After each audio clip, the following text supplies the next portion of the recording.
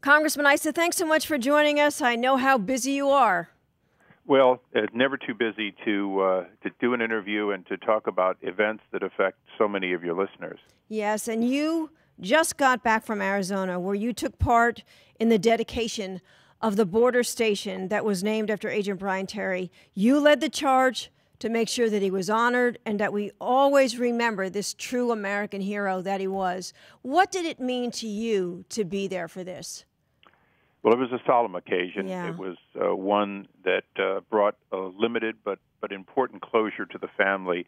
Virtually every member of Brian Terry's extended family was there: nieces, nephews, uncle, obviously his mom and dad, his cousin, who's been such a stalwart during this, along with law enforcement. And as a matter of fact, the only thing that was missing were high-level people from Justice or Homeland Security. They were conspicuously absent. I guess that shouldn't surprise us, considering the fact that they didn't even want to mention Brian Terry's name when they testified, or in the case of Senator Dianne Feinstein, she forgot his name. Tragedy in itself. Well, and that's exactly the case. One of the talking points of those who are almost deniers is that he would have died anyway. We're not sure of these guns, even though they're found at the scene. It's really sad, and it's one of the reasons that it's hard for the family to get closure. Yes. Is people directly involved with this gun trafficking who we're not talking about the administration, we're talking about actual criminals outside of government, in some cases haven't been charged, and that's hard. The good news that one of the 5 gunmen at the scene being captured in Mexico and now subject to extradition, that was helpful to Josie and to Kent, his mom and dad. But there's so much more that needs to happen, and as you know, today, by close of business, we hope the IG's long-awaited report comes out, and at least it begins to shed light on how this problem was not just a few rogues at local level, but rather rose to the highest levels of justice. You know, and I know Mrs. Terry said she hopes it's good news, and I'm sure you're hoping the same. Have you actually gotten a copy of the report yet to start reviewing it? No, we haven't. The only reports have come from individuals who were mentioned in it, who were entitled to see what was said about them, and some of them have at least let us know that they think it was good or bad. And we continue to be cautiously optimistic that the IG, Michael Horowitz, is doing his job and that he will, to the greatest extent possible, he's been allowed to, point the finger where the blame belongs.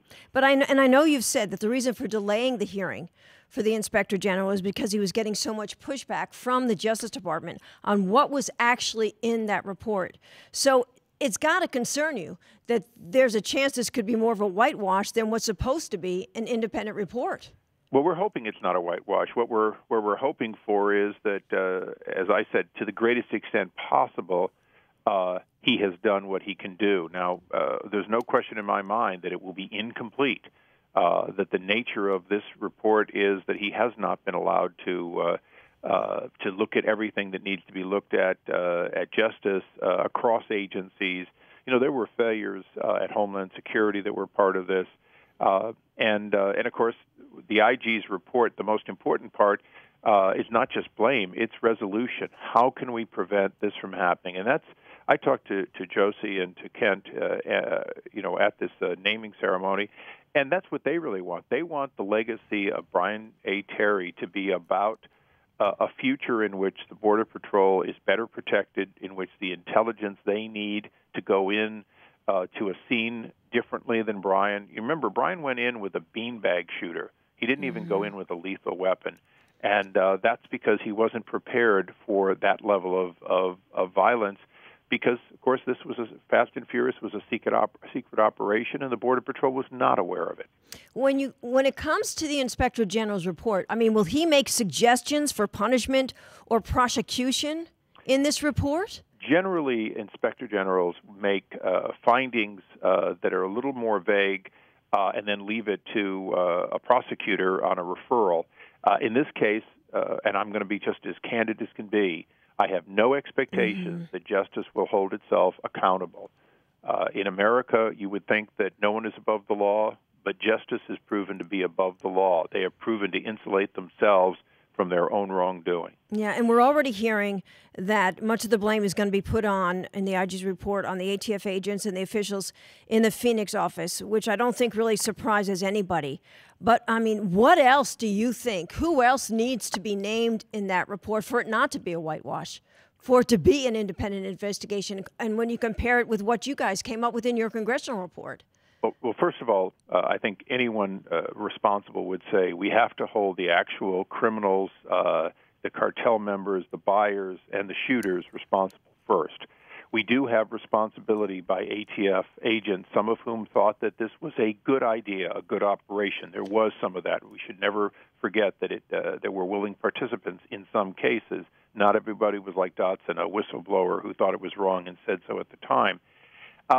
But the real question is, will we hold justice responsible? Will we hold the people who authorized the wiretaps, read the wiretaps, knew explicitly what was going on?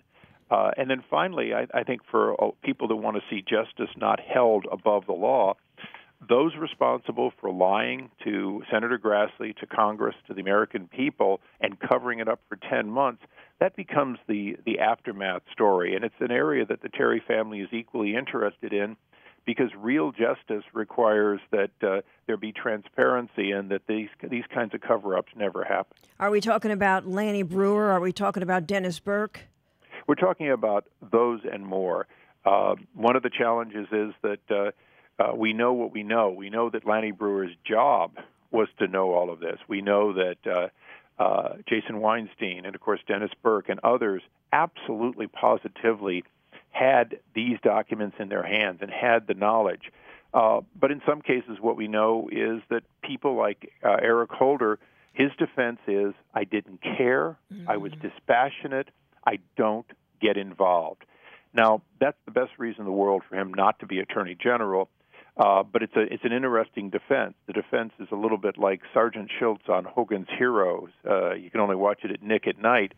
But it says so much about why he was a bad choice for Attorney General, and he's proven to be a complete failure, not just based on Fast and Furious, but based on his dispassionate, I'm not going to get involved, and the only time he gets involved seems to be when states want to clean the voter rolls of dead people, and then he wants to stop it.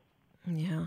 When you talk about the pushback involved, what was it specifically, do you know, involving those documents, like the post-February 4th documents that you so much want to get a hold of in the DOJ and the Attorney General said you're not getting? That's what we believe most of the request for redaction came, is what Eric Holder still considers to be his deliberative process.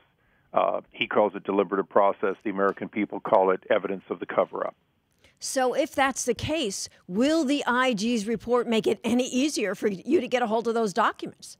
Only a federal judge that we will meet with on October 15th, when the answer is due from Justice, will give us that kind of relief. And we will pursue that relief so that there's no doubt in the future that just as Nixon couldn't hide the Watergate tapes, that Eric Holder cannot, in fact, cover up this conspiracy to lie and deceive Congress. Congressman, along with the DOJ, there were agencies and the officials that were named and criticized in the IG's report. They also got a chance to look at this report in advance. Is that standard procedure? It is standard to have fact-checking of reports, and it's a good procedure. IGs are most importantly charged with getting it right, not necessarily getting everything, but getting it right. And I think to that extent, this report should be accurate as to what it says. Obviously, our concern is what it doesn't say, right. what was denied to the IG. And be prepared.